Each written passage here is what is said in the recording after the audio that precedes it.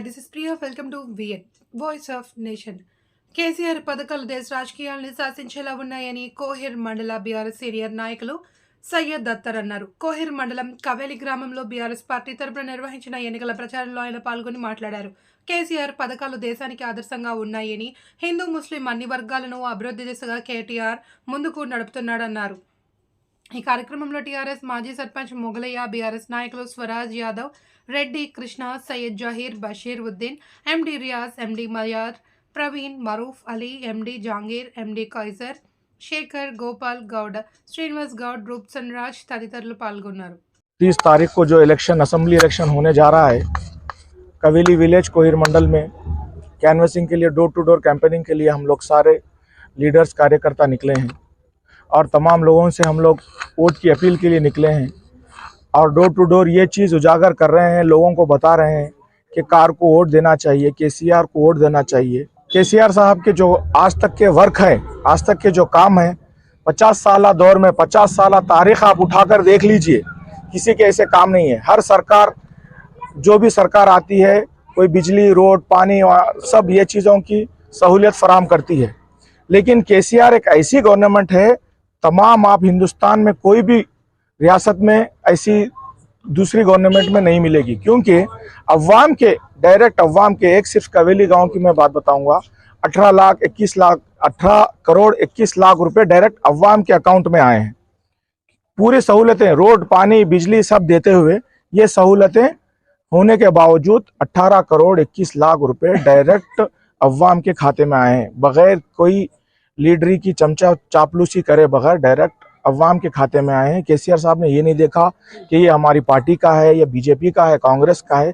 केसीआर साहब ने ये चीज़ को नहीं देखा, डायरेक्ट बगैर किसी करप्शन के, बगैर किसी इसके जाना है, मी सेवा में अप्लाई करना है और आपके खाते में कोई भी, जैसे रैतु बंधु स्कीम हो गई, आश्रा पेंशन हो गया, ऐसे तमाम चीज़ों से अपने अवाम के खाते में पैसा आया है। आज कांग्रेस वाले बड़ी बड़ी बातें कर रहे हैं, प्रोपेगेंडा उठा रहे हैं, प्रोपेगेंडा। पहली चीज़ क्या बोल रहे हैं कि बदलाव चाहिए, हर चीज़ ये बोल रहे हैं कि बदलाव चाहिए, कब तक इन्हों बदलाव चाहिए। बदलाव की बात जब आएगी कि अगर सरकार में कुछ करप्शन है, कोई नाहिल है, बदलाव चीज़ कहाँ से लागू होगी? बदलाव, अगर आप एक इंसान एक शाही घोड़े पे सवार है, अरबी घोड़े पे सवार है, बदलाव के नाम पे उसको उठा के गधे पे अगर बिठा देंगे तो कैसा होगा? कोई गधे पे बैठना नहीं चाहेगा। आज की कांग्रेस की जो सरकार है, गधे की सवारी से भी बदतर है।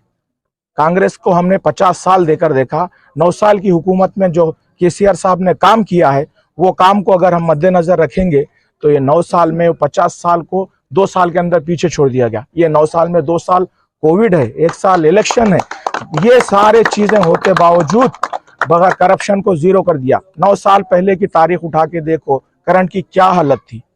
दिन में 3 घंटे, रात में 3 घंटे करंट आता था किसानों के लिए। जब तेलंगाना अलग हो रहा था, केसीआर साहब जब तेलंगाना की जंग जद्दोजहद कर रहे थे, 2001 में जब शुरुआत किए, जब करीब आ गया था तेलंगाना होना, तो आंध्रा वालों ने इसी तरह प्रोपोगंडा जब उठाया था कि तुम अगर तेलंगाना अलग लोगे तो तुम लोग अंधेरों में डूब जाओगे, तुम्हारा मुस्तकबिल खत्म हो जाएगा।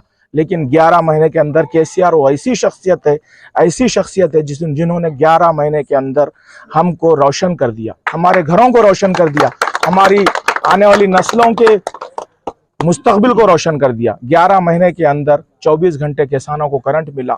और जब दौर इख्तियार आंध्रा में जब हम थे तो दिन में करंट नहीं देखते थे, दिन में कोई घर में करंट नहीं होता था, करंट यानी ख्वाब था। आज देखिए 24 घंटे घरों में करंट है, 24 घंटे खेतों में करंट है। हम जा रहे हैं, फसलें उगा रहे हैं।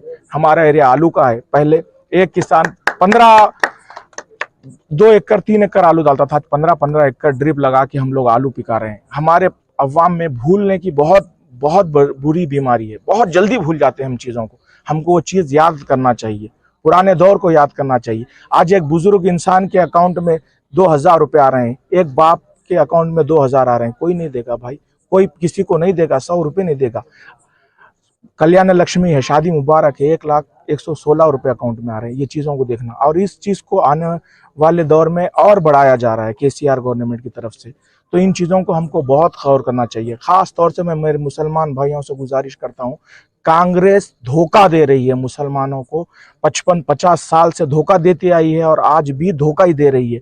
आज उल्टी बातें कर रहे हैं, हमको बोल रहे हैं कि 12% लाओ, 12% लाओ।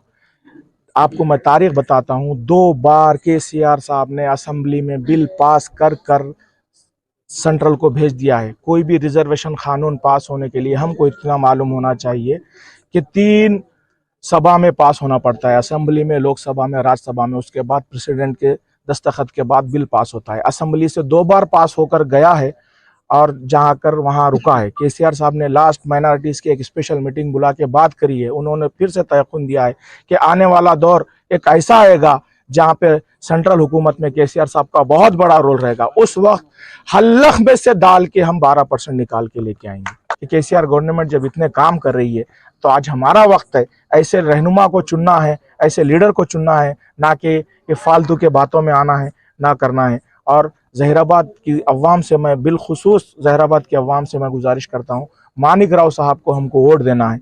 मानिक राव साहब बहुत ही सज्जल और सुलझे हुए इंसान है। क्या करे मानिक राव साहब बोलते हैं। मानिक राव साहब किसी को लूटे नहीं, किसी को इंडक्स नहीं करे, किसी को टॉर्चर नहीं करे, अपने हिसाब से हुकूमत के स्कीमात को उजागर करते हुए एक सिस्टमेटिक हर कौम को, गंगा जमुना तहजीब को लेकर चले, हर कौम को साथ लेकर चले। अच्छा काम किए। केसीआर साहब ने फिर से उनको टिकट दिया, क्योंकि हर एक केसीआर साहब ने नोटिस करके ही दिया कि सही इंसान है, अच्छा इंसान है, दूसरी बार मौका देना चाहिए। 34,100 वोट से मानिक राव साहब ने 2018 में जीत करी थी। इस बार हम जहां तक हमारे देखने में आ रहा है 50,000 वोट से मानिक राव साहब जीत रहे हैं, क्योंकि